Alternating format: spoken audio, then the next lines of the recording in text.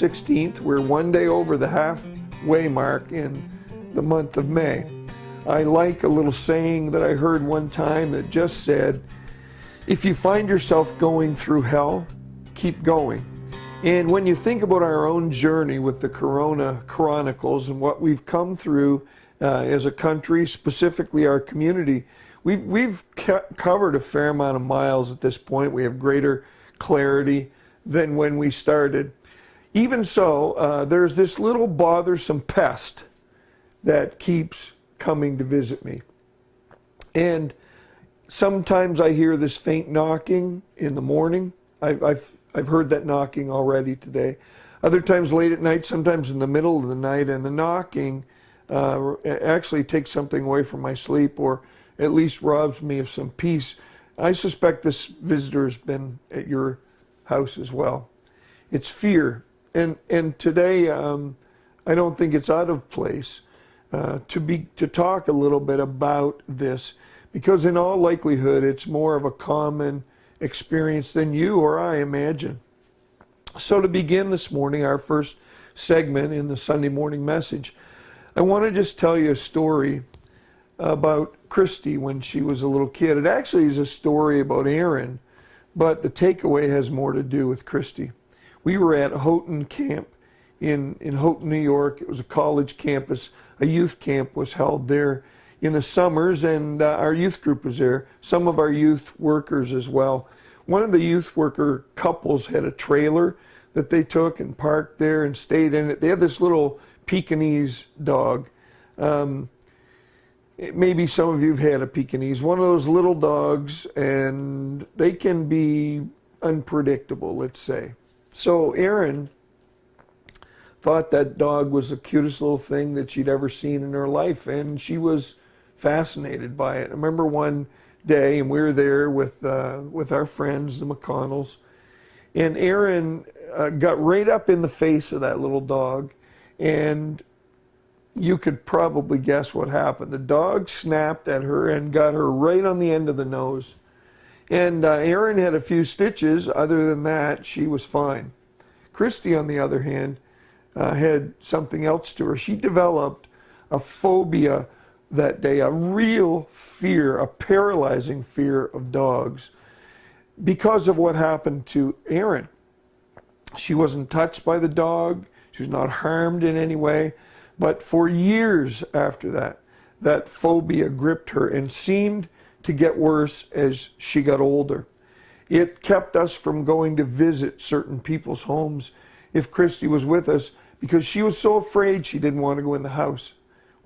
And the same was true with where we would go. I remember being in parks or other outdoor locations, and someone would come along with a dog, and Christy would quite literally climb right up my back.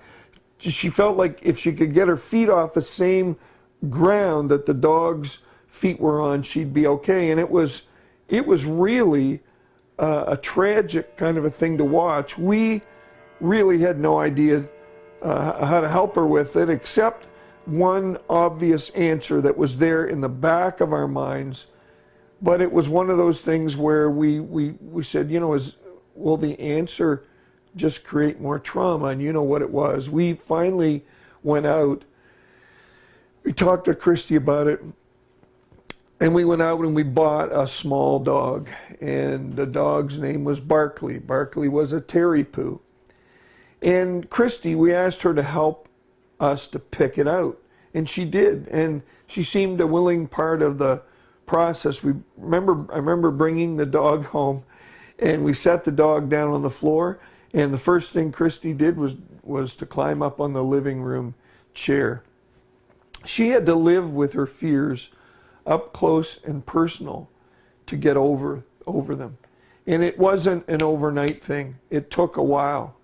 However, eventually that fear of dogs went away, and today there's very little of that left in her. She was herself a victim of a dog attack in Moncton a few years ago when she worked there. But a phobia like that with Christy, when you think about it, it's such an irrational fear, because it's a fear that's based in in what happened to someone else. And those kind of phobias have different kinds of sources. But isn't that a kind of a description of our own experience? But that little knocking on the door thing, I'd have to confess that a big part of that, as that fear impacts me today, it's not a fear based on anything that's happening to me. I'm relatively healthy.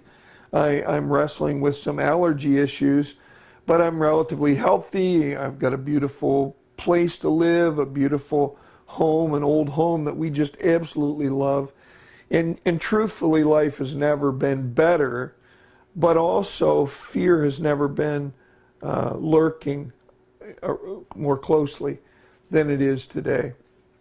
I want to talk to you this morning about fear, and I want to try to center our thoughts around 2 Timothy chapter 1. I'll just give you the verse for now, and then I'm going to bring this first segment to an end. The verse is, "For God did not give us a spirit of fear or timidity, but of power, of love, and a sound mind." I'd like to think a little bit today about those things that God has given us that are an antidote to fear. Just prior to that verse, and you can read it. I won't say too much more about it now, because it's one of the things I'd like you to do following the video is to read 2 Timothy chapter 1.